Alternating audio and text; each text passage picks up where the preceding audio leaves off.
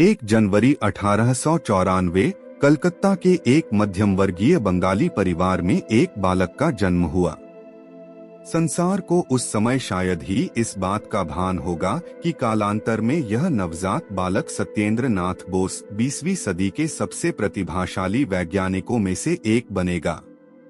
सत्येंद्र नाथ बोस की यह जीवन यात्रा जिज्ञासा एवं अकादमिक योग्यता से चिह्नित होकर औपनिवेशिक शासन के दौर में एक ऐसे राष्ट्र की पृष्ठभूमि में हुई जहां ज्ञान की खोज में अनेक बाधाएं थीं। इतनी विषम परिस्थिति होने पर भी सत्येंद्र नाथ बोस का जीवन इस बात का प्रमाण है कि जुनून, बुद्धिमत्ता एवं दृढ़ संकल्प से किसी भी बाधा को पार किया जा सकता है। सत्येंद्र नाथ बोस अपने परिवार के 7 बच्चों में सबसे बड़े थे।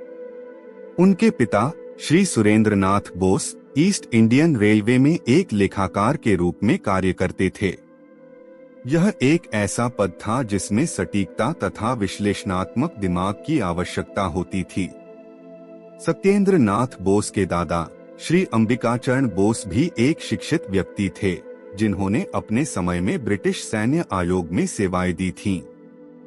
इसलिए आधुनिक शिक्षा की संस्कृति पूरे बोस परिवार में गहराई से जड़े जमाए हुए थी। युवा सत्येंद्र को संभवतः अपने पिता से ही संख्याओं के प्रति प्रेम विरासत में मिला। उनकी मां श्रीमती आमोदिनी देवी हालांकि औपचारिक रूप से प्राथमिक शिक्षा तक ही पढ़ी थीं, परंतु वे अत्यधिक बुद्धिमती थीं तथा उन्होंने अपने बच्चों के नैतिक मूल्यों को आकार देने में महत्वपूर्ण भूमिका निभाई थी।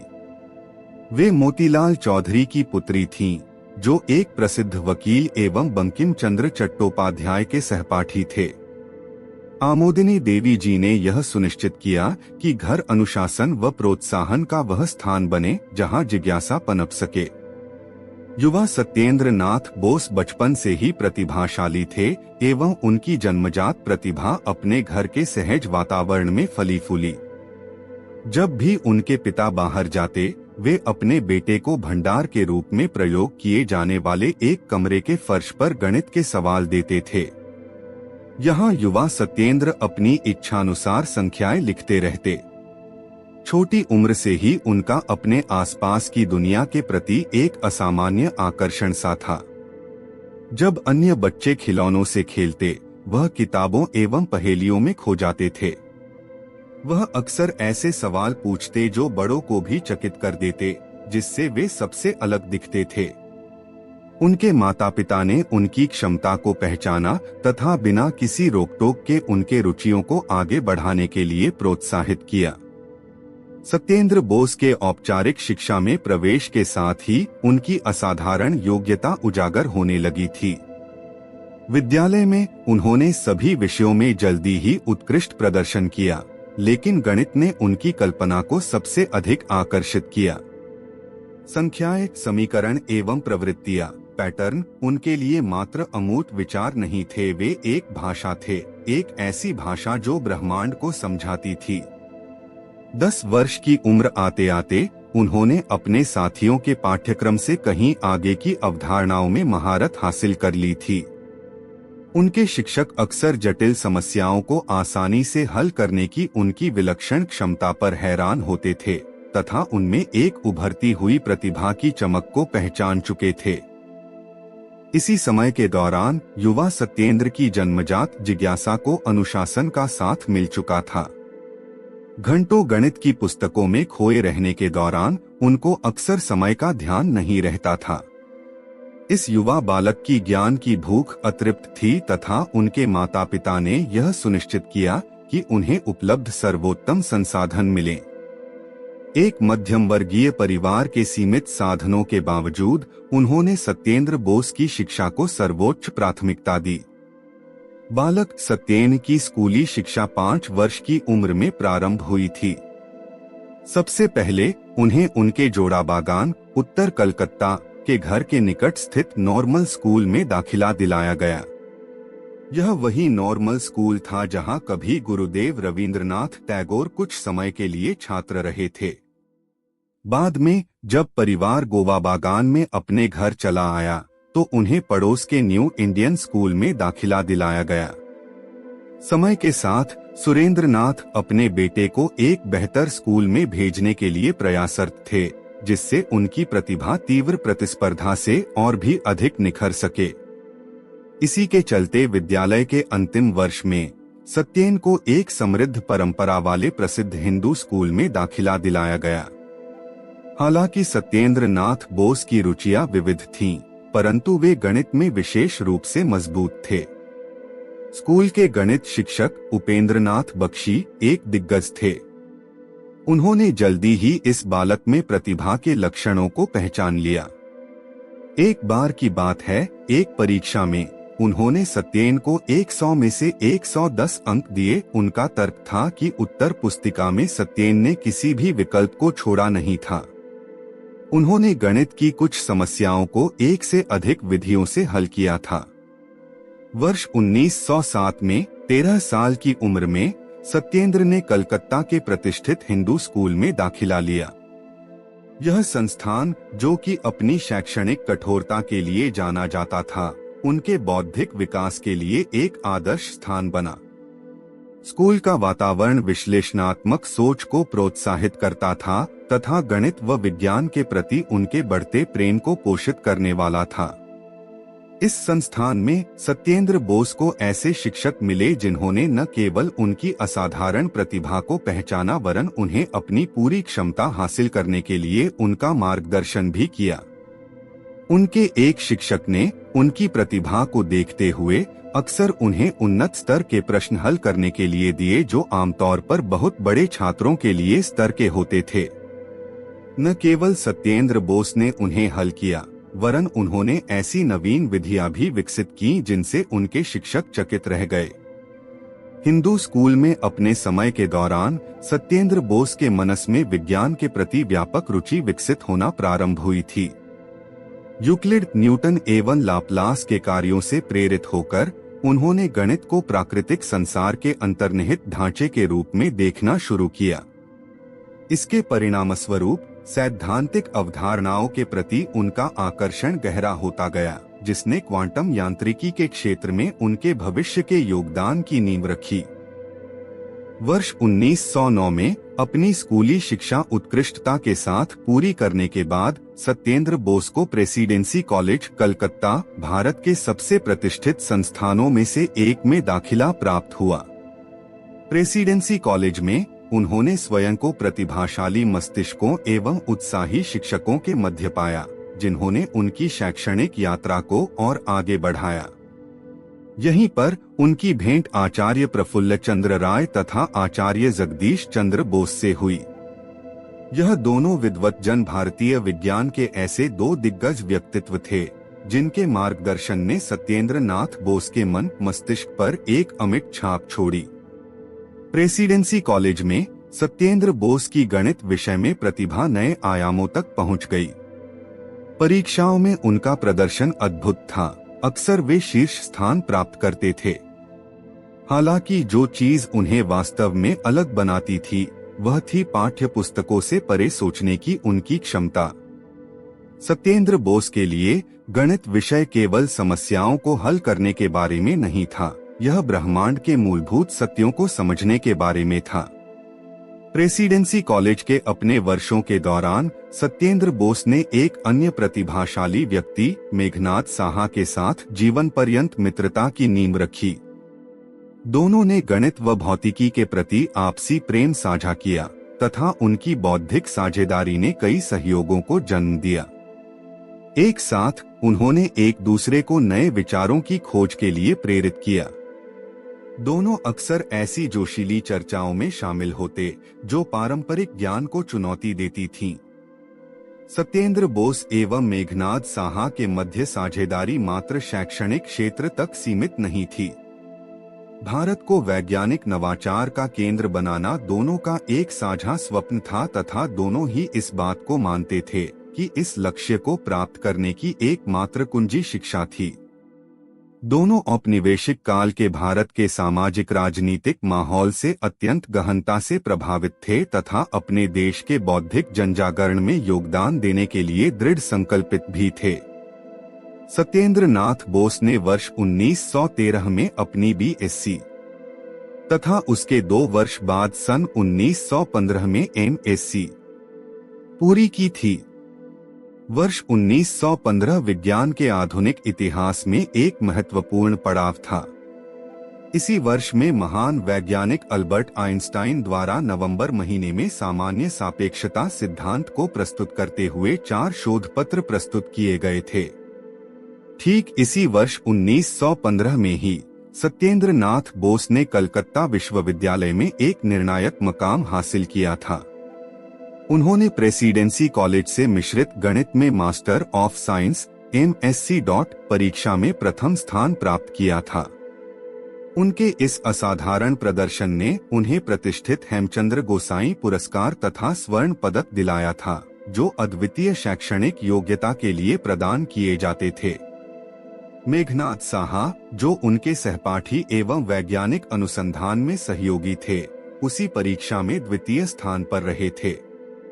अपनी शैक्षणिक प्रतिस्पर्धा के बावजूद दोनों प्रतिभाओं में आपसी सद्भावना एवं सम्मान का भाव बना रहा, जिसने आने वाले दिनों में सैद्धांतिक भौतिकी में क्रांतिकारी योगदानों की नींव रखी। विश्वविद्यालय के इतिहास में यह क्षण अंकित हो गया, जिसने 2 ऐसे प्रतिभाशालियों के उदय को चिह्नित किया था, जिनकी विरासत विज्ञान की सीमाओं को रोशन करने वाली थी। अपने प्रारंभिक अन्वेषणों के दौरान सत्येंद्र नाथ बोस एवं मेघनाद साहा ने सांख्यिकीय यांत्रिकी के क्षेत्र में एक गतिशील बौद्धिक साझेदारी स्थापित की। सन 1918 से 1920 के बीच के वर्षों में इस जोड़ी ने सांख्यिकीय यांत्रिकी पर महत्वपूर्ण शोध पत्रों का सहलेखन किया। उनमें से एक सीमित आयतन वाले अणुओं का भौतिक अवस्था के समीकरण पर प्रभाव, the effect of finite volume molecules on the physical equation of state पर था। अणुओं के आयतन पर उनका कार्य इतना मौलिक एवं क्रांतिकारी था कि परिणामी सूत्र को साहा-बोस अवस्था समीकरण, साहा-बोस इक्वेशन ऑफ स्टेट के रूप में प्रसिद्धि मिली, जिसने उनकी साझेदारी को अमर कर दिया। ये प्रारंभिक सहयोग आधुनिक भौतिकी की नींव में दोनों वैज्ञानिकों के महत्वपूर्ण योगदान को दर्शाते हैं। अपनी कई उपलब्धियों के बावजूद सत्येंद्र बोस की यात्रा चुनौतियों से रहित नहीं थी। औपनिवेशिक शिक्षा प्रणाली, जो ब्रिटिश मानदंडों से गहराई से प्रभावित थी, अक्सर विज्ञान में भारतीय योगदानों को कम आंकती थी एवं मौलिक सोच को हतोत्साहित करती थी। हालांकि सत्येंद्र बोस की उत्कृष्टता प्राप्त करने के प्रति दृढ़ता अटूट थी। उन्होंने अपने परिवेश की सीमाओं से सीमित होने से इनकार कर दिया तथा इसके बजाय यूरोपीय गणितज्ञों एवं भौतिकविदों के कार्यों से प्रेरणा लेने का निश्चय किया। इस अवधि के दौरान उन्हें व्यक्तिगत चुनौतियों का भी सामना करना पड़ा। उन पर अपने शैक्षणिक प्रयासों को पारिवारिक जिम्मेदारियों के साथ संतुलित करने का अत्यधिक दबाव था। सबसे बड़े बेटे के रूप में सत्येंद्र बोस को अक्सर अपने परिवार की अपेक्षाओं का बोझ उठाना पड़ता था। फिर भी उन्होंने अदम्य एकाग्रता एवं अपने माता पिता के समर्थन के कारण इन दबावों का उल्लेखनीय रूप से सामना किया। वर्ष 1916 में वे कलकत्ता विश्वविद्यालय में एक शोध छात्र बने एवं सापेक्षता सिद्धांत पर अध्ययन प्रारंभ किया। उन्होंने अध्ययन के साथ साथ कलकत्ता विश्वविद्यालय के भौतिकी विभाग में एक व्याख्याता के रूप में भी कार्य किया। सत्येंद्र बोस की शैक्षणिक यात्रा अनेक पुरस्कारों से चिह्नित की जा सकती है, परंतु उससे बढ़कर उनकी विनम्रता एवं जिज्ञासा ने उन्हें उनको जानने वाले हर व्यक्ति के लिए प्रिय बना दिया था। गणित में एक ठोस आधार एवं भौतिकी में बढ़ती रुचि के साथ सत्येंद्र बोस एक ऐसे करियर की शुरुआत करने के लिए तैयार थे, जिसको आगे चलकर वैज्ञानिक ज्ञान की सीमाओं को पुनर्परिभाषित करना था। प्रेसिडेंसी कॉलेज में व्यतीत किए उनके समय ने न केवल उनकी बौद्धिक क्षमताओं को निखारा था, वरन उनमें उद्देश्य की एक समग्र भावना को भी भरा था। सत्येंद्र बोस अब केवल एक मेधावी छात्र नहीं थे, वे एक दूरदर्शी थे जो विज्ञान एवं शिक्षा की परिवर्तनकारी शक्ति की समझ रखते थे। आत्मनिर्माण के इन वर्षों के दौरान उन्होंने जिन मित्रताओं, संरक्षण एवं चुनौतियों का अनुभव किया, उन्होंने उनके अंदर की उस प्रतिभा को आकार दिया जिसने बाद में अल्बर्ट आइंस्टाइन के साथ सहयोग को जन्म दिया एवं आगे चलकर आधुनिक भौतिकी के पाठ्यक्रम को ही बदल दिया। जब हम सत्येंद्र नाथ बोस के बारे में सोचते हैं तो हमारे मन में एक वैज्ञानिक प्रतिभा की छवि उभरती है, एक बुद्धिजीवी की छवि जिसने क्वांटम यांत्रिकी में अपने योगदान से भौतिकी को ही बदल दिया। परंतु समीकरणों, सिद्धांतों एवं शैक्षणिक उपलब्धियों से परे वह एक सरल, विनम्र एवं अपने परिवार, छात्रों व देश के प्रति समर्पित व्यक्ति थे। इस अध्याय में हम बोस के जीवन के उन पहलुओं को जानेंगे जो उन्हें एक असाधारण किंतु सहज व्यक्ति बनाते थे। सत्येंद्र नाथ बोस का जन्म 1 जनवरी 1894 को कलकत्ता, वर्तमान कोलकाता में एक मध्यम वर्गीय बंगाली परिवार में हुआ था। अनुशासन, दृढ़ता एवं शिक्षा के प्रति अटूट प्रतिबद्धता जैसे मूल्य उन्हें अपने माता पिता से विरासत में मिले थे। 7 भाई बहनों में सबसे बड़े होने के नाते युवा सत्येंद्र ने स्वाभाविक रूप से अपने भाई बहनों के लिए एक संरक्षक की भूमिका निभाई। उनके पिता सुरेंद्र नाथ बोस एक शिक्षित लेखाकार थे जिन्होंने घर में बौद्धिक जिज्ञासा को प्रोत्साहित किया, जबकि उनकी मां आमोदिनी देवी ने नैतिक सत्यनिष्ठा की गहरी भावना को उनके मन में बिठाया। इस पारिवारिक आधार ने सत्येंद्र बोस को अपने स्वयं के पारिवारिक जीवन के लिए तैयार किया। वर्ष 1914 में उनका विवाह उषाप्ती घोष के साथ हुआ था। यह एक प्यार भरी एवं सहयोग से परिपूर्ण साझेदारी थी। उषाप्ती एक प्रतिष्ठित डॉक्टर जोगिंद्रनाथ घोष की बेटी थीं। अपने अकादमिक प्रयासों की व्यस्तता के बावजूद सत्येंद्र बोस अपने परिवार के जीवन में गहराई से शामिल रहे। उन्होंने अपने 7 बच्चों, 2 बेटों एवं 5 बेटियों के लालन पालन में महत्वपूर्ण भूमिका निभाई। उन्होंने यह सुनिश्चित किया कि उनके बच्चों को सर्वोत्तम शिक्षा मिले तथा उन्हें अपनी रुचियों को तलाशने के लिए उसी तरह प्रोत्साहित किया जैसा कि उनके अपने माता पिता ने उनके साथ किया था। सत्येंद्र बोस की विशेषता यह थी कि वह अपनी बौद्धिक खोजों एवं दैनिक जीवन की जिम्मेदारियों के मध्य संतुलन बनाए रखते थे। वे अपने व्यस्त कार्यक्रम से समय निकालकर अपने बच्चों की पढ़ाई में मदद करते, बंगाली लोक कथाओं की कहानियां सुनाते तथा विनम्रता एवं दृढ़ता जैसे मूल्यों के महत्व पर चर्चा करते थे। वैश्विक स्तर पर मान्यता प्राप्त करने के बावजूद सत्येंद्र बोस एक सरल एवं निर्लिप्त जीवन जीते थे। उन्होंने धन या प्रसिद्धि का प्रदर्शन करने से सदैव परहेज किया तथा इसके बजाय परिवार, बौद्धिक खोज एवं देश की सेवा में आनंद ढूंढा। सत्येंद्र नाथ बोस के सबसे प्रशंसनीय गुणों में से प्रमुख था शिक्षण के प्रति उनका जुनून। कलकत्ता विश्वविद्यालय में व्याख्याता के रूप में अपने प्रारंभिक करियर से लेकर प्रोफेसर के रूप में अपने कार्यकाल तक बोस मात्र एक शिक्षक ही नहीं वरन एक प्रेरणा स्रोत थे।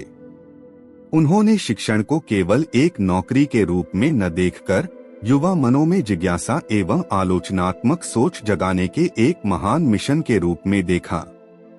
सत्येंद्र बोस में जटिल अवधारणाओं को सरल बनाने की एक अद्भुत क्षमता थी, जिससे वे सभी पृष्ठभूमियों के छात्र छात्राओं के लिए सुलभ हो जाती थीं। उनके व्याख्यान अक्सर किस्सों, हास्य एवं वास्तविक संसार के उदाहरणों से भरे होते थे, जो शुष्क सैद्धांतिक विचारों में जान फूंक देते थे। उनका मानना था कि विज्ञान केवल कुछ चुनिंदा लोगों के लिए आरक्षित कोई गूढ़ विषय नहीं है, बल्कि दुनिया को समझने का एक उपकरण है, जिसे सीखने का अवसर सभी को मिलना चाहिए। सत्येंद्र बोस के कई छात्रों ने विज्ञान के क्षेत्र में महत्वपूर्ण योगदान दिया, जो एक प्रभावी संरक्षक के रूप में उनकी क्षमता का प्रमाण था।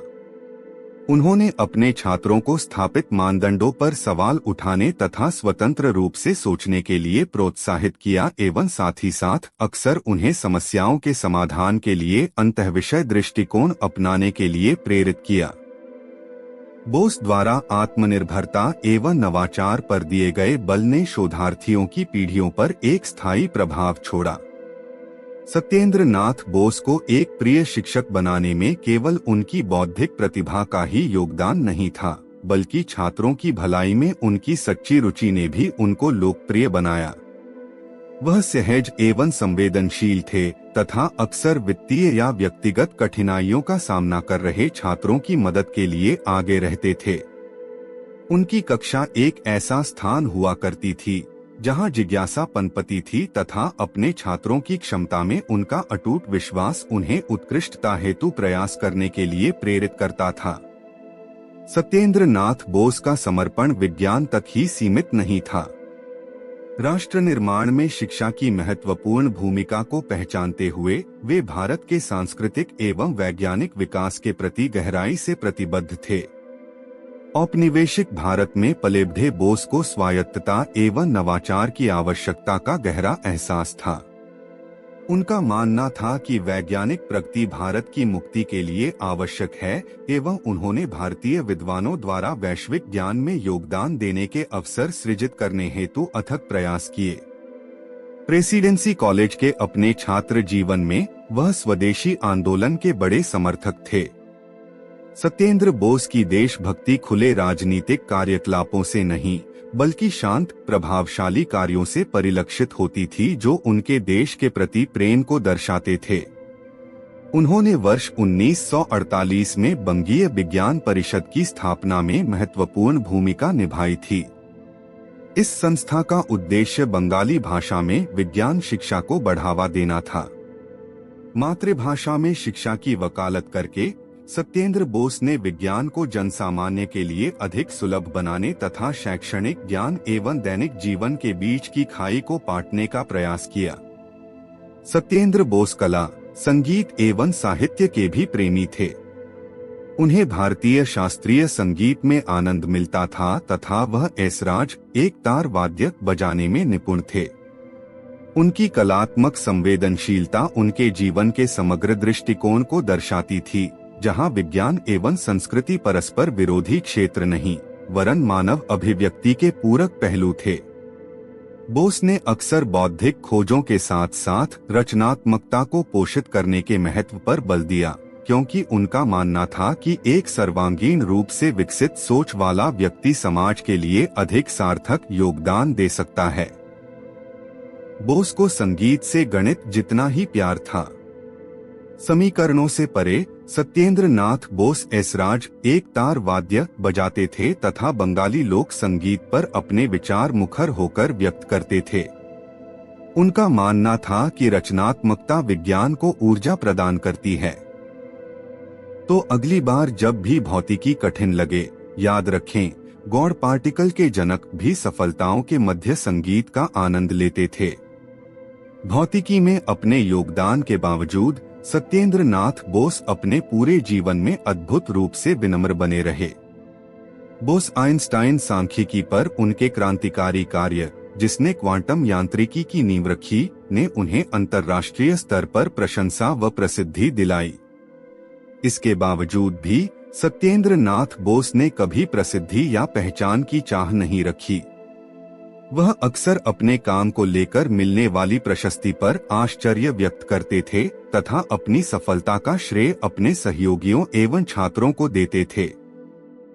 बोस की विनम्रता उनके साथियों, छात्रों एवं सहकर्मियों के साथ उनके व्यवहार में भी स्पष्ट रूप से दिखाई देती थी। वह हर किसी के साथ सम्मानपूर्वक व्यवहार करते थे, चाहे उनकी शैक्षणिक स्थिति या सामाजिक हैसियत कुछ भी हो। जब लगभग 2 वर्षों के पत्राचार के बाद वह पहली बार वर्ष 1926 के आरंभ में अल्बर्ट आइंस्टाइन से मिले, तो वह इस प्रतिष्ठित भौतिक विज्ञानी की प्रसिद्धि से भयभीत नहीं हुए। इसके बजाय उनकी चर्चाएं आपसी सम्मान और बौद्धिक सहयोग से भरी थीं। यह बोस की अपनी क्षमताओं में आत्मविश्वास एवं आइंस्टाइन की प्रतिभा के प्रति उनकी स्वीकृति को दर्शाती थीं। यहाँ तक कि दुनिया भर से प्रशंसा मिलने के बावजूद भी सत्येंद्र नाथ बोस सदैव पूरी तरह से जमीन से जुड़े रहे। उन्होंने विदेश में काम करने के कई लुभावने प्रस्तावों को ठुकरा दिया तथा इसके बजाय भारत में विज्ञान के विकास के लिए अपने ज्ञान एवं प्रतिभा को समर्पित करने का विकल्प चुना। बोस का मानना था कि उनका कर्तव्य अपने देश एवं उसके लोगों के प्रति है तथा यही अटूट विश्वास उनके जीवन भर के निर्णयों में उनका मार्गदर्शन करता रहा। सत्येंद्र नाथ बोस का व्यक्तिगत जीवन प्रेम, समर्पण एवं विनम्रता की एक गाथा थी। एक समर्पित पारिवारिक व्यक्ति, एक प्रेरक शिक्षक तथा एक देशभक्त के रूप में उनकी भूमिकाओं ने एक ऐसी विरासत छोड़ी जो उनकी वैज्ञानिक उपलब्धियों से परे जाकर उनकी महानता को इंगित करती है। उन्होंने दिखाया कि सच्ची महानता केवल बौद्धिक उपलब्धियों में नहीं, बल्कि दूसरों से जुड़ने, भावी पीढ़ियों को प्रेरित करने तथा समाज में सार्थक योगदान देने की क्षमता में निहित है। सत्येंद्र नाथ बोस का जीवन एक अनुस्मारक है कि सबसे प्रतिभाशाली मस्तिष्क भी उन मूल्यों एवं संबंधों से आकार लेते हैं जिन्हें वे संजोते व पोषित करते हैं।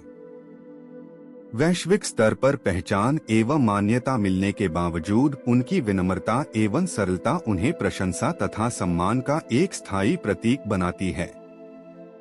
सत्येंद्र नाथ बोस का क्वांटम यांत्रिकी के शिखर तक पहुंचने का सफर मात्र एक संयोग नहीं, वरन प्रतिभा, जिज्ञासा एवं साहस का परिणाम था।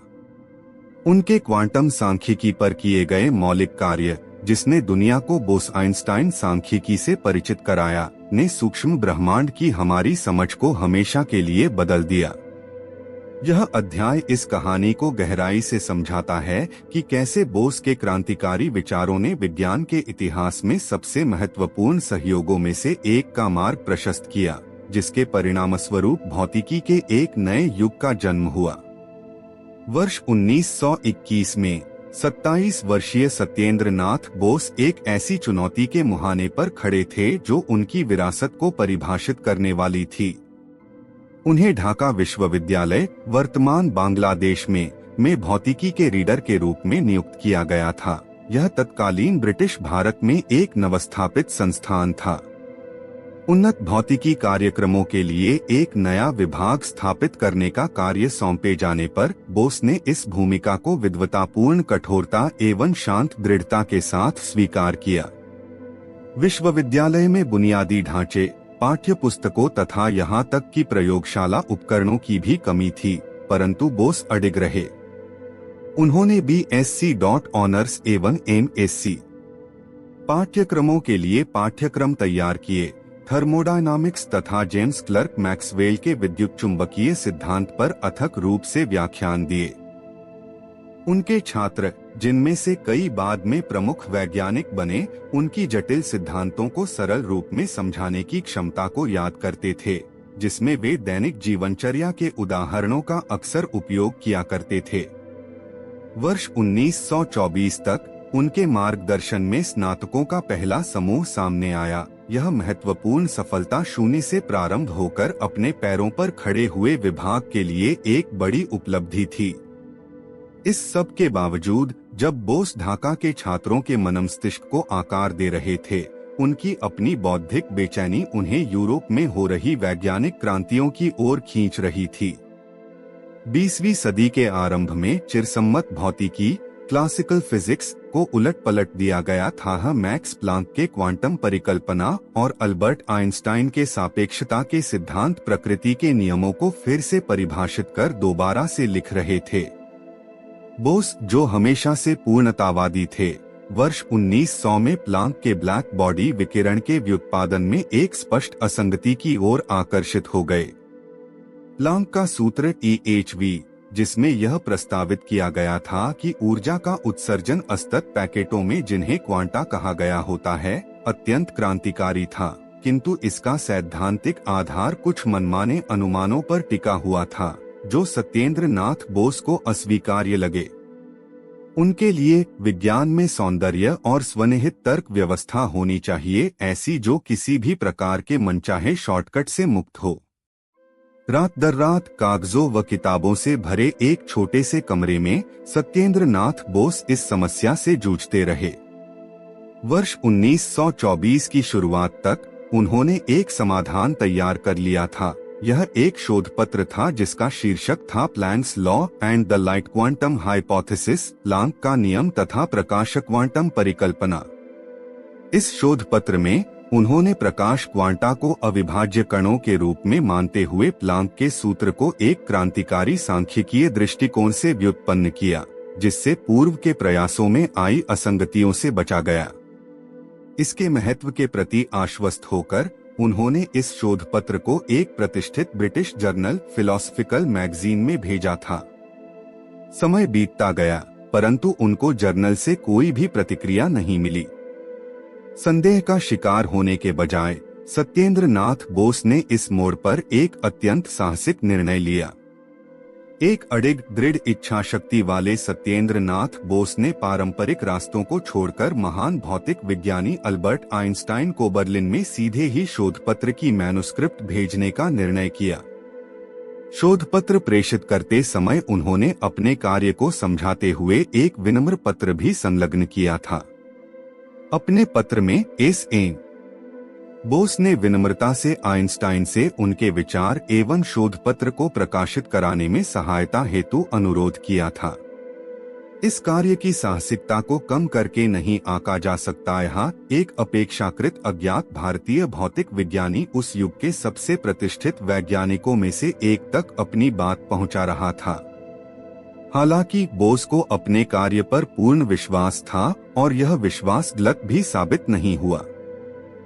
अल्बर्ट आइंस्टाइन, जो उस समय तक आधुनिक भौतिकी के एक प्रकाश स्तंभ बन चुके थे, ने तुरंत इस शोध पत्र के महत्व को पहचान लिया। उन्होंने इस शोध पत्र का स्वयं जर्मन भाषा में अनुवाद किया, एक टिप्पणी जोड़कर बोस की विधि को एक महत्वपूर्ण प्रगति बताया तथा इसे जर्मन जर्नल ज़ेटश्रिफ्ट फॉर फिजिक भौतिकी पत्रिका में जमा कर दिया, जहां इसे अगस्त 1924 में प्लैंक्स गेसेट्स एंड लिक्ट क्वांटन हाइपोथेसिस शीर्षक से प्रकाशित किया गया, जिसमें निम्न टिप्पणी संलग्न थी है। मेरी राय में बोस का व्युत्पादन एक महत्वपूर्ण प्रगति का प्रतीक है।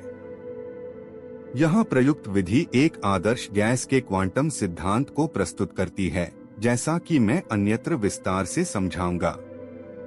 आइंस्टाइन ने कहा, इस प्रकाशन ने दो प्रतिभाशाली मस्तिष्कों के विचारों के मध्य एक ऐतिहासिक सहयोग की शुरुआत की। जर्मन भाषा में एक दूसरा शोध पत्र वोर्मिगलेश यूइच्ड आयन स्ट्राहलंग्सफेल्ड बी एनवेसेनहाइट वॉन मटेरी पदार्थ की उपस्थिति में विकिरण क्षेत्र में तापीय संतुलन जल्द ही जर्मन जर्नल ज़ेटश्रिफ्ट फॉर फिजिक भौतिकी पत्रिका में प्रकाशित हुआ। आइंस्टाइन का समर्थन सत्येंद्र नाथ बोस के लिए परिवर्तनकारी साबित हुआ। उसी वर्ष की शुरुआत में बोस ने यूरोप में अध्ययन हेतु 2 वर्ष की छुट्टी के लिए आवेदन किया था, परंतु विश्वविद्यालय ने इसको स्वीकृत करने में हिचकिचाहट दिखाई थी। ऐसे समय जब अल्बर्ट आइंस्टाइन का एक हस्तलिखित पोस्टकार्ड प्राप्त हुआ, जिसमें उन्होंने शोध पत्र को एक सबसे महत्वपूर्ण योगदान बताया, तब प्रशासन ने बोस को पूर्ण रूप से वित्त पोषित शोध फेलोशिप प्रदान की। एस.एन. बोस की यूरोपीय यात्रा 1924 से 1926 ने सिद्धांत एवं व्यवहार के मध्य एक सेतु बनाने का कार्य किया। पेरिस में उन्होंने मैरी क्यूरी के रेडियम इंस्टीट्यूट में कार्य किया, जहां उन्होंने एक्सरे क्रिस्टलोग्राफी तथा स्पेक्ट्रोस्कोपी में महारत हासिल की। यह ऐसे कौशल थे जो उनके समय के सिद्धांतकारों में दुर्लभ थे। सत्येंद्र बोस ने अनेक अग्रणियों के साथ सहयोगी रूप में मिलकर कार्य किया, जैसे लुई डी ब्रॉगली, जिनका तरंगकण सिद्धांत उनके कार्य से गहराई से जुड़ा था, तथा पॉल लैंगविन, जिनके अंतःविषय दृष्टिकोण ने बोस पर एक स्थायी प्रभाव छोड़ा। इन अनुभवों ने उनके प्रयोगात्मक कौशल को निखारा, जिसे उन्होंने बाद में ढाका की प्रयोगशालाओं के निर्माण के समय काम में लाया।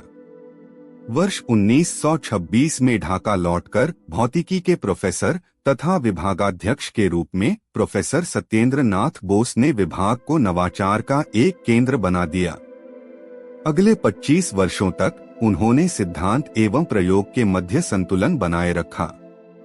उन्होंने अत्याधुनिक उपकरण स्पेक्ट्रोमीटर, वैक्यूम पंप, प्रकीर्णन जाली, डिफ्रैक्शन ग्रेटिंग आयात किए तथा के.एस. कृष्णन जैसे महान वैज्ञानिकों के साथ कंधे से कंधा मिलाकर व्यावहारिक प्रयोग किए। इसके चलते उन्होंने एक ऐसी संस्कृति को प्रोत्साहित किया जहां सिद्धांत एवं व्यवहार एक दूसरे में घुल मिल गए थे। विज्ञान के डीन 1927 से 1945 के रूप में उन्होंने यह सुनिश्चित करते हुए अंतःविषय सहयोग को बढ़ावा दिया कि विश्वविद्यालय का प्रतिष्ठित कर्जन हॉल कविता, दर्शन एवं क्वांटम यांत्रिकी पर चर्चाओं से एक समान गुंजायमान रहे। इस सब के बावजूद प्रोफेसर सत्येंद्र नाथ बोस ने अपनी सदा विनम्र प्रकृति के अनुसार इस शोहरत से अपनी चिरपरिचित सहजता प्रदर्शित करते हुए दूरी ही बनाए रखी। उनके लिए विज्ञान एक सामूहिक प्रयास था, पीढ़ियों तक फैली हुई एक वार्ता थी। Professor SN. बोस के लिए विज्ञान एक बहुआयामी व्यक्तित्व का केवल एक पहलू था। एक स्वशिक्षित विद्वान के रूप में वे साहित्य, संगीत तथा जीव विज्ञान में रुचि रखते थे, जो आधुनिक युग में पुनर्जागरण के आदर्शों का प्रतीक थे। सत्येंद्र नाथ बोस की सांख्यिकीय विधि, जिसने कणों को अपरिभेद्य अर्थात एक दूसरे से भिन्न न माने जाने योग्य रूप में माना, बाद में बोस-आइंस्टाइन संघनन कॉन्डेंसेट की खोज का आधार बनी। यह पदार्थ की एक ऐसी अवस्था होती है जहां कण लगभग शून्य तापमान पर एक साथ मिलकर एक ही क्वांटम अवस्था में आ जाते हैं। इसकी प्रायोगिक पुष्टि आगे चलकर वर्ष 1995 में हुई थी। पॉल डिराक ने उनके योगदान को अमर करते हुए ऐसे कणों को बोसॉन नाम दिया, जिससे बोस के क्वांटम सांख्यिकी पर किए गए मौलिक कार्य को वास्तविक सम्मान प्राप्त हुआ। दिलचस्प बात यह है कि एस.एन. बोस की विरासत सन 1947 के उस ऐतिहासिक दौर में स्थापित हुई जब भारत सदियों के विदेशी औपनिवेशिक दमन, लूट एवं अत्याचार से स्वतंत्रता प्राप्त कर अपने इतिहास में एक नए युग के आरंभ का साक्षी बन रहा था। प्रयोगशाला से परे सत्येंद्र नाथ बोस एक पुनर्जागरण पुरुष थे, बहुमुखी प्रतिभा के धनी थे। कई भाषाओं में निपुण होने के साथ साथ उन्होंने संगीत की रचना की, आइंस्टाइन के सापेक्षता के सिद्धांत के शोधपत्रों का बांग्ला भाषा में अनुवाद किया तथा ग्रामीण भारत में विज्ञान शिक्षा को बढ़ावा दिया। उनकी जिज्ञासा भूविज्ञान, साहित्य एवं वनस्पति विज्ञान तक फैली हुई थी, जो उनके इस विश्वास को दर्शाती थी कि ज्ञान की कोई सीमा नहीं होती। जब वर्ष 1947 में भारत के विभाजन से पहले राजनीतिक उथल-पुथल हुई, तब प्रोफेसर सत्येंद्र नाथ बोस ढाका छोड़कर कलकत्ता चले गए, जहां उन्होंने कलकत्ता विश्वविद्यालय में खैरा प्रोफेसर के रूप में कार्यभार संभाला। वर्ष 1956 में सेवानिवृत्ति के पश्चात भी उन्होंने युवा शोधकर्ताओं का मार्गदर्शन किया। उनका उत्साह कभी भी कम नहीं हुआ। सत्येंद्र नाथ बोस का जीवन शांत दृढ़ता का एक उदाहरण था।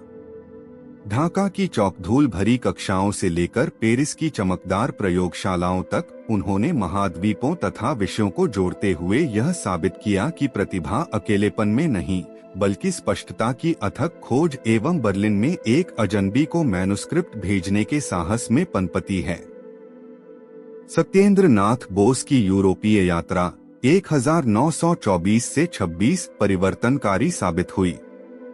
मैरी क्यूरी की पेरिस प्रयोगशाला में उन्होंने एक्सरे स्पेक्ट्रोस्कोपी और क्रिस्टलोग्राफी में खुद को डुबो दिया। लुइडी ब्रॉगली तथा पॉल लैंगविन जैसे महान वैज्ञानिकों के साथ संबंध स्थापित किए। इन अनुभवों ने बाद में ढाका में प्रयोगात्मक कार्य को समृद्ध किया। वर्ष 1926 में भौतिकी के प्रोफेसर और विभागाध्यक्ष के रूप में लौटकर प्रोफेसर सत्येंद्र नाथ बोस ने विभाग को नवाचार का एक केंद्र बना दिया।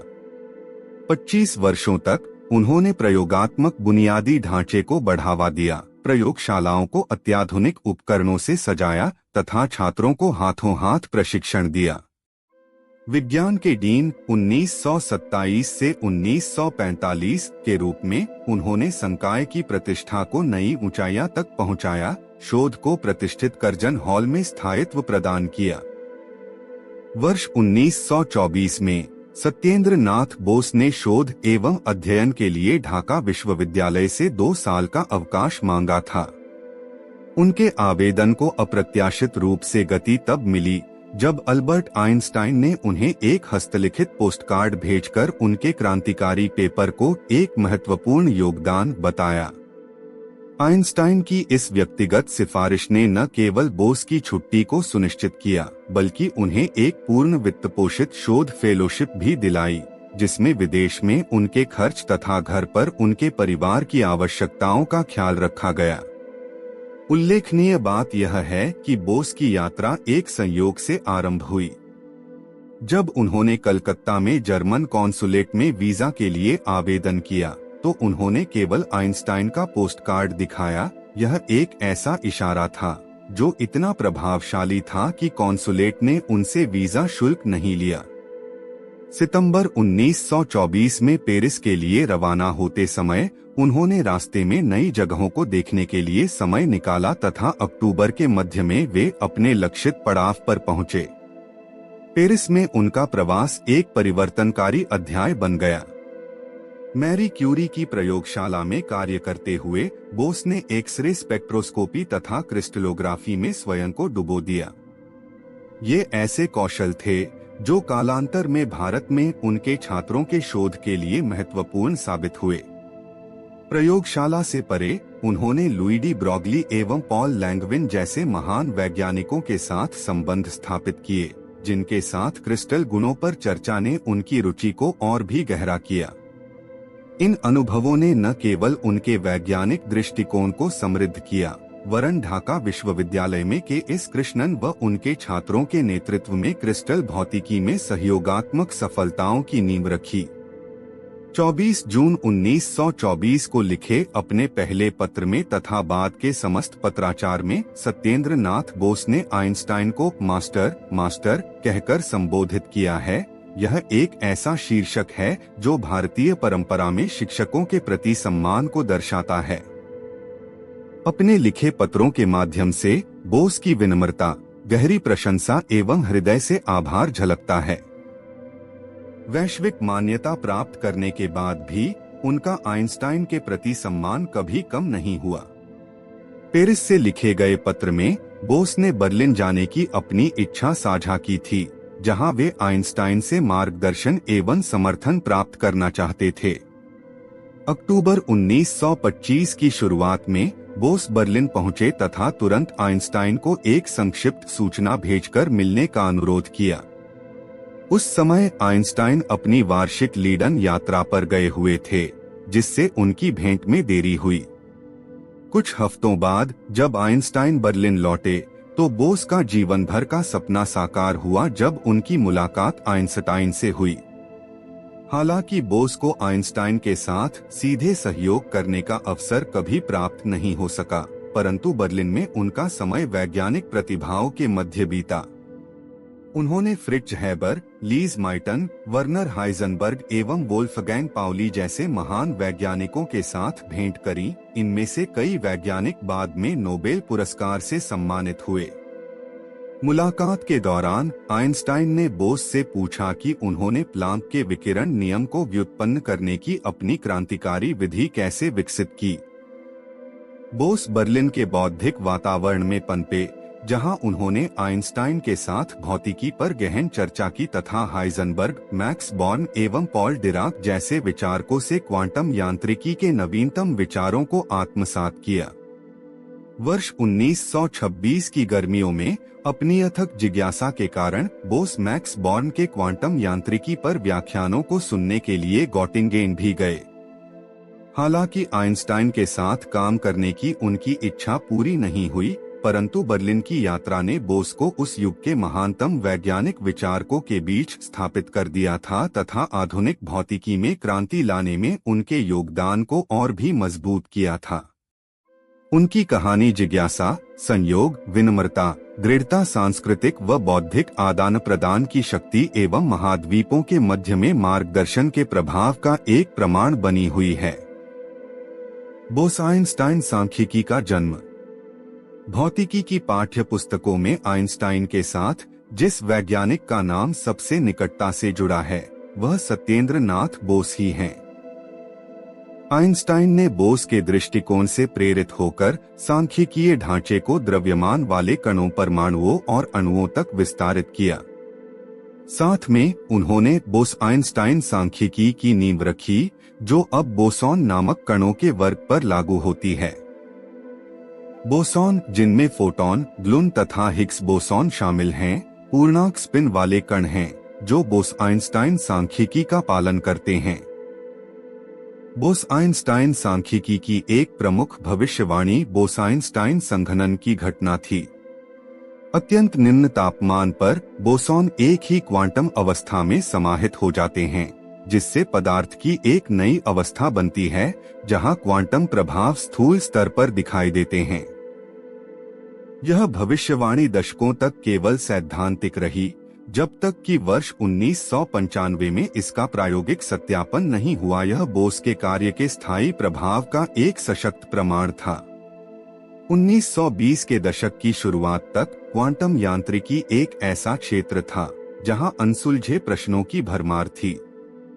मैक्स प्लांक, अल्बर्ट आइंस्टाइन एवं नील्स बोर के कार्यों ने परमाणविक व उपपरमाणविक घटनाओं की समझ की नींव रखी थी, परंतु प्रकाश व पदार्थ के व्यवहार के अनेक पहलू अब भी पहेली बने हुए थे। ऐसे मौके पर सत्येंद्र नाथ बोस, जो सांख्यिकीय यांत्रिकी तथा क्वांटम सिद्धांत के अध्ययन में गहराई से लगे हुए थे, ने इस क्षेत्र में कुछ परिवर्तनकारी योगदान देने का अवसर महसूस किया। उस समय प्रकाश को एक तरंग तथा ऊर्जा के असतत पैकेट, फोटॉन, दोनों के रूप में समझा जाता था। बोस ने फोटॉन के सांख्यिकीय व्यवहार को परिष्कृत करने का प्रयास किया। वर्ष 1924 में जब वे ढाका विश्वविद्यालय में अध्यापन कार्य कर रहे थे, उन्होंने प्लांक के नियम की एक सुंदर व्युत्पत्ति विकसित की, जो किसी निश्चित तापमान पर एक कृष्ण पिंड, ब्लैक बॉडी, द्वारा उत्सर्जित विद्युत चुंबकीय विकिरण के वितरण का वर्णन करता है। हालांकि यह व्युत्पत्ति पहले देखे गए किसी भी तरीके से अलग थी। यह चिरसम्मत भौतिकी, क्लासिकल फिजिक्स के अनुमानों पर निर्भर नहीं थी, बल्कि पूरी तरह से नए सांख्यिकीय सिद्धांतों पर आधारित थी। सत्येंद्र नाथ बोस का यह क्रांतिकारी दृष्टिकोण इस विचार पर आधारित था कि फोटॉन अविभेद्य कण हैं। चिरसम्मत कण, जिन्हें अलग अलग पहचाना व गिना जा सकता है, के विपरीत फोटॉन एक दूसरे से अलग पहचान में नहीं किए जा सकते। इस मौलिक अंतर्दृष्टि ने बोस को संभाव्यता तथा सांख्यिकी के क्वांटम कणों पर लागू होने वाले नियमों को पुनर्परिभाषित करने के लिए प्रेरित किया। इस सिद्धांत का उपयोग करते हुए बोस ने प्लांक के नियम को प्राथमिक सिद्धांतों से व्युत्पन्न किया, जिसमें ऊर्जा के क्वांटीकरण के पुराने अनुमानों से बचा गया। उनकी विधि में फोटॉन को क्वांटम अवस्थाओं में समूहीकृत करना तथा इन अवस्थाओं को भरने के तरीकों की गणना करना शामिल था। उल्लेखनीय रूप से बोस की व्युत्पत्ति ने एक नई प्रकार की सांख्यिकी का परिचय दिया, जहां कणों का वितरण व्यक्तिगत पहचान के बजाय सामूहिक क्वांटम अवस्थाओं द्वारा निर्धारित होता था। बोस की इस खोज को गणितीय रूप में इस प्रकार दर्शाया जा सकता है। यह समीकरण न केवल प्लांक के नियम की पुष्टि करता है, वरन एक नए सांख्यिकीय ढांचे की आधारशिला भी रखता है। बोस-आइंस्टाइन सांख्यिकी के प्रभाव क्वांटम यांत्रिकी से कहीं आगे तक जाने गए हैं। बोस के कार्य ने अतितरलता, सुपरफ्लूइडिटी, अतिचालकता, सुपर कॉन्डक्टिविटी एवं अतिशीतल परमाणविक गैसों, अल्ट्रा कोल्ड एटॉमिक गैसेस के व्यवहार जैसी घटनाओं को समझने के लिए सांख्यिकीय आधार प्रदान किया। अविभेद्यता की अवधारणा क्वांटम क्षेत्र सिद्धांत का भी एक आधार स्तंभ बन गई, जिसने कणों की अंतरक्रियाओं की हमारी समझ को आकार दिया। इसके अलावा बोसॉन की खोज ने कण भौतिकी को मौलिक रूप से प्रभावित किया, जिससे उन्हें फर्मियन, वे अर्धपूर्णांक स्पिन वाले कण जो फर्मी-डिराक सांख्यिकी का पालन करते हैं, से अलग किया गया। इन दोनों वर्गों के कणों की परस्पर क्रिया ने कण भौतिकी के मानक मॉडल की नींव रखी, जो ब्रह्मांड के मूलभूत बलों एवं कणों का वर्णन करता है। सूक्ष्म जगत में कण रात तथा दिन की तरह भिन्न नियमों का पालन करते हैं। कुछ विशेष कण जैसे प्रकाश के फोटॉन, तितलियों जैसे सामाजिक होते हैं, जो सद्भाव में एक साथ रहते हैं। कुछ अन्य विशिष्ट कण जैसे इलेक्ट्रॉन पूरी तरह स्वतंत्र होते हैं, एक ही स्थान साझा करने से इनकार करते हैं। यह व्यवहार क्वांटम कणों के दो महान परिवारों क्रमशः बोसॉन एवं फर्मियन को परिभाषित करते हैं। सत्येंद्र नाथ बोस एवं एनरिको फर्मी के नाम पर रखे गए ये मूलभूत कण प्रकृति में पाए जाते हैं तथा तारों की चमक से लेकर पदार्थ की स्थिरता तक ब्रह्मांड को आकार देते हैं। इस प्रकार जब तक ब्रह्मांड अस्तित्व में है, बोसॉन भी रहेंगे। आइए मिलते हैं ब्रह्मांड के बुनियादी कणों से। बोसॉन, जिनका नाम महान भारतीय वैज्ञानिक सत्येंद्र नाथ बोस के नाम पर रखा गया है, बहुत मिलनसार व सामाजिक कण होते हैं। उन्हें एक ही जगह में साथ रहना पसंद है, जैसे प्रकाश के फोटॉन। वहीं फर्मियन, जैसे कि इलेक्ट्रॉन, अकेले रहना पसंद करते हैं। ये कभी भी एक ही स्थिति में दूसरे कण को बर्दाश्त नहीं करते। सत्येंद्र नाथ बोस की गणितीय सोच ने ब्रह्मांड के इन नियमों को समझाया, जो सितारों से लेकर स्मार्टफोन तक हर चीज की नींव बन गए हैं। बोसॉन एवं फर्मियन के मध्य प्रमुख तुलनाएं। बोसॉन पूर्णांक मान 0, 1, 2। बोस-आइंस्टाइन सांख्यिकी का पालन। एक ही क्वांटम अवस्था में कई कण हो सकते हैं। फोटॉन, प्रकाश, ग्लून, नाभिक में बल वाहक, हिग्स बोसॉन, W एवं 2 बोसॉन बलों का संचार करते हैं, जैसे प्रकाश, परमाणविक बल, लेजर एवं अतिचालकता जैसी घटनाओं को सक्षम करते हैं। अतिशीत तापमान पर बोसॉन एक ही क्वांटम अवस्था में संघनित होते हैं। बोस-आइंस्टाइन संघनन पदार्थ की 5वीं अवस्था। इनका नामकरण सत्येंद्र नाथ बोस के नाम पर है, जिनके वर्ष 1924 के पेपर ने क्वांटम सांख्यिकी को पुनर्परिभाषित किया। फर्मियन अर्धपूर्णांक मान आधा 3/2। फर्मी-डिराक सांख्यिकी का पालन। दो कण एक ही क्वांटम अवस्था साझा नहीं कर सकते। पाउली अपवर्जन सिद्धांत। Proton, neutron, electron, neutrino, quark पदार्थ के निर्माण खंड बनाते हैं, परमाणु, अणु। रसायन विज्ञान एवं पदार्थ संरचना को नियंत्रित करते हैं। फर्मियन संपीड़न का विरोध करते हैं, जिससे न्यूट्रॉन तारों में डिजेनरेसी दबाव उत्पन्न होता है। इनका नामकरण एनरिको फर्मी के नाम पर है, जिन्होंने वर्ष 1926 में इनके व्यवहार को औपचारिक रूप दिया। बोसॉन एवं फर्मियन क्यों महत्वपूर्ण हैं? लेजर बीम में फोटॉन जैसे बोसॉन कण एकता में रहते हैं। उनका सामूहिक व्यवहार MRI, चुंबकीय अनुनाद प्रतिबिंब, मशीनों से लेकर ऑप्टिकल फाइबर तक की तकनीकों को शक्ति प्रदान करता है। इसके विपरीत फर्मियन ब्रह्मांड के व्यक्तिवादी कण हैं। उनके अतिक्रमण, ओवरलैप से इनकार के बिना परमाणु ध्वस्त हो जाएंगे तथा रसायन विज्ञान को जैसे हम जानते हैं वह अस्तित्व में ही नहीं आ पाएगा। सत्येंद्र नाथ बोस की अंतर्दृष्टि की कुछ कण साथ रहना पसंद करते हैं ने न केवल पदार्थ की असामान्य अवस्थाओं की व्याख्या की, बल्कि प्रकृति में एक छिपी हुई समरूपता को भी उजागर किया। आज बोसॉन तथा फर्मियन क्वांटम सिद्धांत के दो स्तंभ हैं, जिनका नृत्य उन वैज्ञानिकों की सहयोगात्मक भावना की गूंज है, जिन्होंने उनके रहस्यों को उजागर किया। बोस के समीकरणों की शक्ति। बोस-आइंस्टाइन संघनन BEC पदार्थ की 5वीं अवस्था।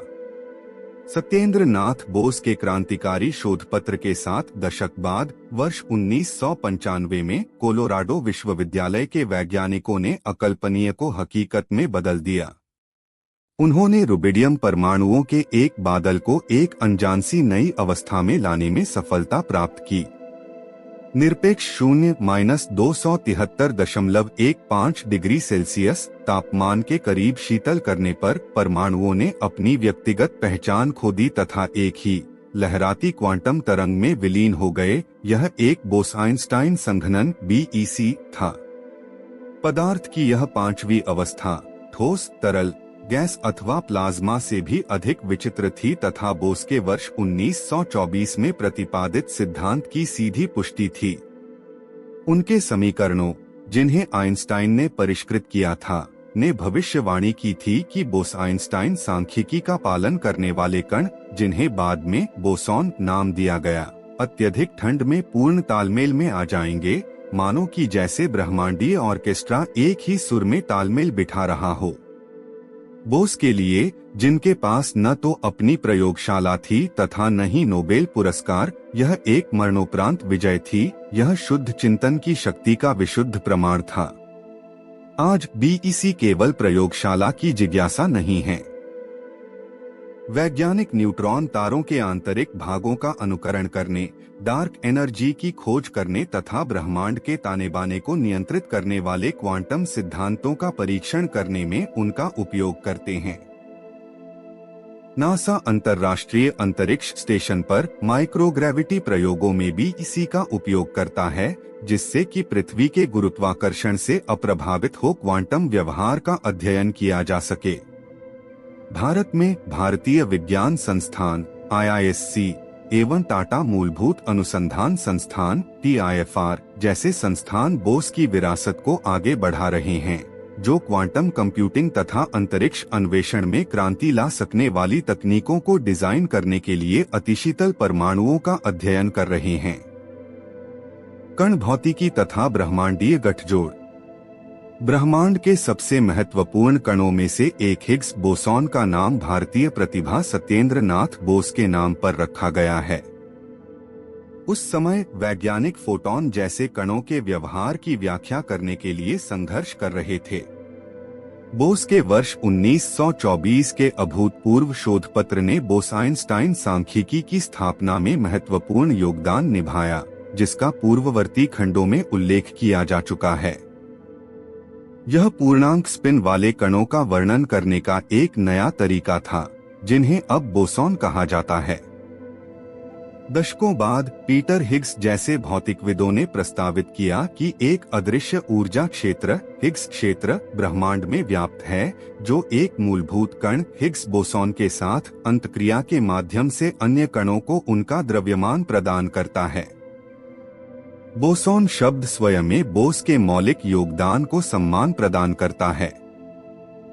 वर्ष 2012 में यूरोपीय नाभिकीय अनुसंधान संगठन CERN कौंसिल यूरोपियन पोर ला रिसर्च नुक्लेयर के लार्ज हेड्रॉन कोलाइडर LHC में अंततः हिग्स बोसोन कण का पता लगाया, जिससे एक ऐसे सिद्धांत की पुष्टि हुई जिसका सूत्रपात बोस के अग्रणी कार्य से जुड़ा हुआ है। यह क्यों महत्वपूर्ण है? बोसॉन के बिना फोटॉन, प्रकाश कण तथा ग्लून परमाणुओं को बांधने वाले जैसे बल वाहकों का व्यवहार असंभव होता, अर्थात बोसॉन के बिना न तारे, न ग्रह एवं न ही जीवन होगा। हालांकि हिग्स और एंगलर्ट को वर्ष 2013 में नोबेल पुरस्कार मिल गया। यह भी सत्य है कि जब भी भौतिक विज्ञानी क्वांटम जगत का अध्ययन करते हैं, बोस की विरासत हर बार जीवित होती है। उनकी कहानी हमें याद दिलाती है कि भारत की वैज्ञानिक प्रतिभा ने ही ब्रह्मांड की हमारी समझ को आकार दिया है। अपने योगदान के वृहद महत्व के बावजूद सत्येंद्र नाथ बोस अपनी उपलब्धियों के बारे में अत्यंत विनम्र बने रहे। वे वैज्ञानिक प्रगति के सहयोगात्मक स्वरूप पर बल देते हुए अक्सर अपनी भूमिका को कम करके आंकते थे। जब बाद में उनके सम्मान में बोसॉन शब्द गढ़ा गया, तो बोस ने गर्व के बजाय हल्की मुस्कान के साथ प्रतिक्रिया दी, जो उनके चरित्र व स्वभाव की अंतर्निहित विनम्रता को दर्शाता है। इस कहानी के केंद्र में ढाका का एक शांतचित्त प्रोफेसर है, जो दीपक की रोशनी में समीकरण लिखते हुए ब्रह्मांड के सबसे ठंडे कोनों तक अपने मनमस्तिष्क से पहुंच रहा था। सत्येंद्र नाथ बोस की यात्रा हमें याद दिलाती है कि आने वाले कल की सफलताओं के बीज अक्सर बीते हुए कल की जिज्ञासा में छिपे होते हैं, चाहे उनकी शुरुआत कितनी भी साधारण क्यों न हो। अर्थात बड़े विचार अक्सर छोटे से चिंतन से प्रारंभ होते हैं। कुछ ऐसे ही ढाका के एक शिक्षक ने प्रकाश की कार्य प्रणाली पर पुनर्विचार करने का साहस दिखाया। सत्येंद्र नाथ बोस का निधन 4 फरवरी 1974 को 80 वर्ष की आयु में हुआ था। वे तो संसार से चले गए, परंतु इस संसार में अपनी एक अमिट विरासत पीछे छोड़ गए।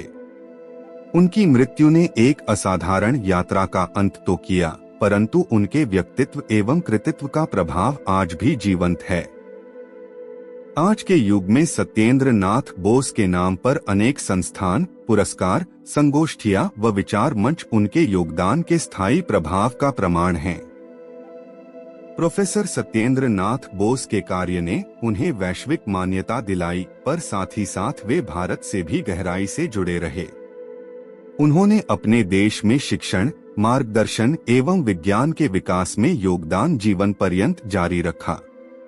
छात्रों एवं शोधकर्ताओं के मध्य जांच तथा अन्वेषण की संस्कृति को बढ़ावा देने के लिए उनका समर्पण उतना ही गहरा था जितना कि क्वांटम सिद्धांत में उनका योगदान।